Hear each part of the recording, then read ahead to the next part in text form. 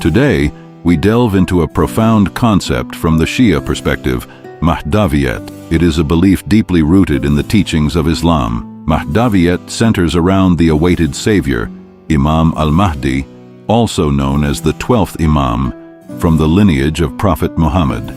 According to Shia tradition, Imam al-Mahdi went into occultation, a state of temporary invisibility for a divine purpose. Believers await his return to bring justice and harmony to the world. This belief signifies hope, resilience, and the quest for a just society. Followers anticipate the era of Imam al-Mahdi as a time of universal peace, where righteousness will prevail over injustice. Mahdaviyat is not just a theological concept. It's a source of inspiration for Shia Muslims, guiding them to uphold justice, compassion, and unity in their daily lives.